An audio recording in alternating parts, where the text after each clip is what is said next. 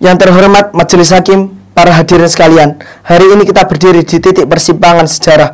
Dunia yang sedang menuju singularitas teknologi, sebuah era di mana kecerdasan buatan, AI, machine learning, robotika, otomatisasi, bioinformatika, dan komputasi kuantum menyatu, melahirkan kemampuan melebihi batas manusia. Perkenalkan Dewan Hakim, saya Muhammad Askabi Ridho Nuril Amin sebagai tim pemerintah.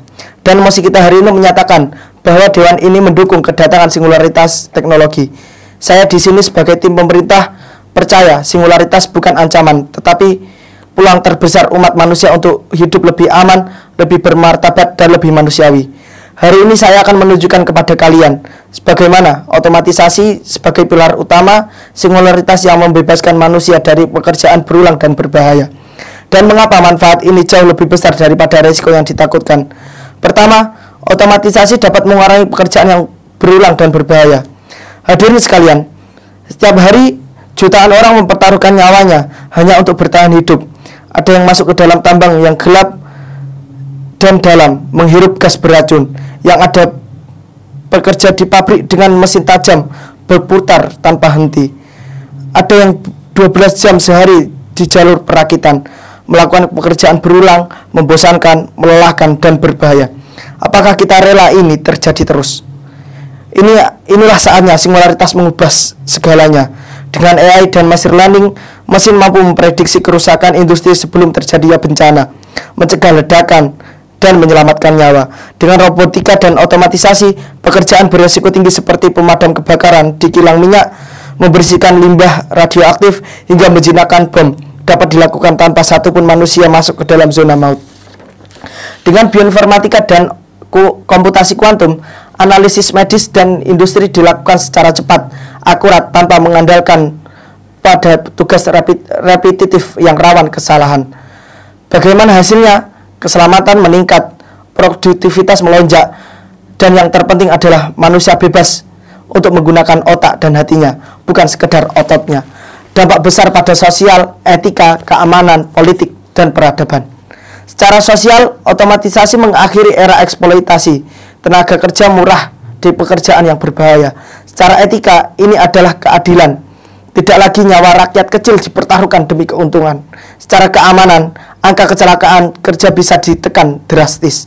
Secara politik, negara mendorong mendidik rakyatnya ke arah skill kreatif, bukan sekadar fisik. Dan secara peradaban, kita bergerak di era manusia sebagai alat produksi menjadi manusia sebagai pencipta inovasi. Lalu, apakah ini berbahaya? Oposisi akan berkata bahwa bagaimana jika pekerjaan itu hilang? Bagaimana jika teknologi disalahgunakan? Lalu, dengan adanya pertanyaan dari oposisi, kami dengan yakin akan menjawab bahwa resiko itu nyata, tapi dapat diatasi. Pemerintah bisa menerapkan regulasi, reskilling, dan etika AI, tapi resiko bisa dikendalikan. Nyawa manusia yang hilang di tambang tidak bisa dikembalikan. Hadirin yang saya hormati, bayangkan seorang ayah bernama Budi.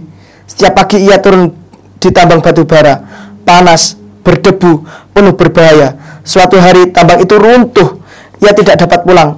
Anaknya menangis, istrinya kehilangan suami, negara kehilangan warganya. Semua demi pekerjaan yang tidak seharusnya ia lakukan. Sekarang bayangkan dunia dengan adanya singularitas teknologi. Apabila ada robot yang melakukan pekerjaan di tambang tersebut secara otomatis, Budi selamat. Ia bekerja di kantor, mengawasi sistem otomatis, pulang tepat waktu, dan memeluk ayah dan memeluk anaknya. Inilah dunia yang saya perjuangkan. Inilah alasannya kami berkata, singularitas adalah masa depan yang harus kita sambut, bukan untuk kita takuti. Karena pada akhirnya teknologi tidak diciptakan untuk menggantikan manusia, tapi untuk menyelamatkan dan memuliakan manusia. Jadi Majelis Hakim, saya mendukung singularitas adalah masa depan yang harus kita sambut untuk mewujudkan kesejahteraan manusia.